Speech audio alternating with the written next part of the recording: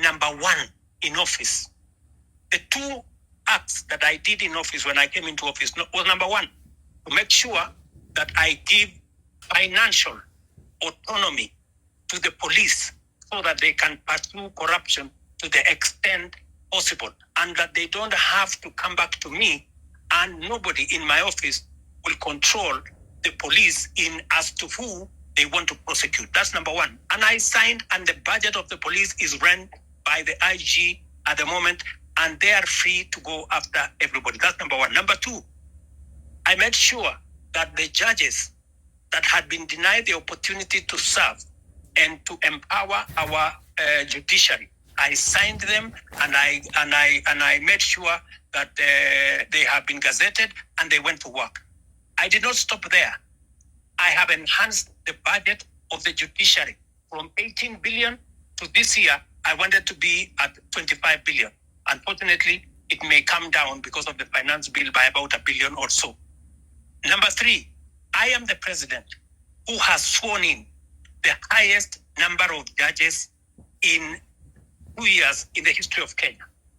I have sworn in maybe 46, almost 50 judges, because I have agreed with the judiciary that justice delayed is justice denied.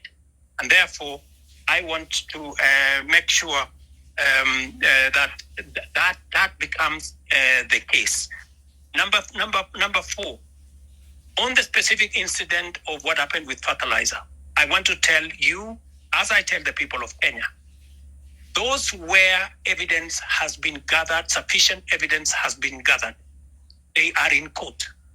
The CEO, the general manager, and 7 other staff of the National Cereals and Produce Board are already in court.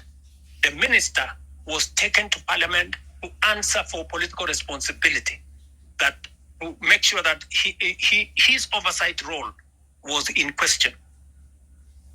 I want to tell you this, Gray, that we are a country of the rule of law. When a person has been, when allegations are made against a person and they are not verified, there is no way that such person can be held to account. But when they are verified, like the case of the officers who worked under the minister that were verified, they are in court.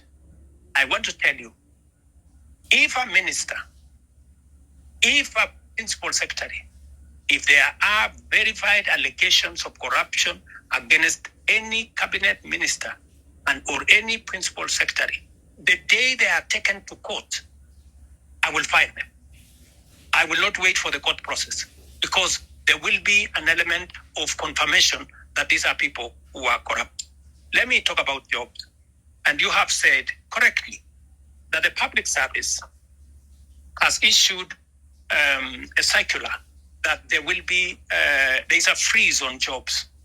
The public service has a freeze on jobs at different levels.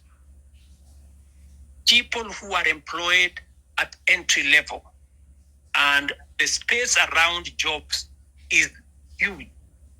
Government can only hire a very small fraction. My intention, my plan, is to make sure that government facilitates the economy, facilitates the private sector, facilitates the entire enterprise space to create more jobs. It is the reason why I made a deliberate commitment to the people of Kenya when I went for the elections, and I said I will focus on creating jobs. And if you want me to explain to you the areas where I am focused on creating jobs, I will. If you want me to tell you how many jobs I have created in the 2 years that I have been in office, I will tell you, from housing, from digital jobs, from going to manufacturing, all the way to export of labor. I will tell you how many jobs I have created, and I have every intention to make sure that as many Kenyans as possible have an opportunity to have an income so that they can contribute meaningfully to the development of our country. Thank you.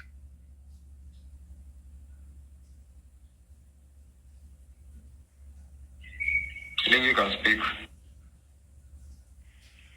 Thank you very much for this chance to maybe ask some few questions to the president. I'll be very brief. I only have three questions to make. One, Mr. President, is that like most of the people have said, is that your government is full of lies because of one. I want to put it clear that when Finance Bill 2023 was passed, we believe that the revenue that was going to be collected during that period were going to be used for development. Personally, I come from Masab constituency, and on February of last year, the CS for Transport, Bonamur Komen, came to Kabiet Shrines and promised us that there's a road down there that's going to down from Kurgung to Cheptelway, coming down to Kapkatembu. He said personally that since that this is a road that was left midway by the contractor, he was going to send the contractor in a record 3 months to be on site so that the road can continue so the contractor can start the construction. Up to now, we still haven't seen that. So that basically tells you that that is a liar. Number two, I think Gray has talked about the issue of fertilizer. You've said, Mr. President, that if you find that there is a case against the said minister, you're going to fire him. There's a case that has been filed by the Law Society of Kenya against the Minister of Agriculture. If kindly, we can tell the minister to step aside so that, trying to investigate someone who is in office becomes very hard. So let the minister step aside so that we can continue with the investigation. Number three, I would want to talk about the arrogance that is in your government.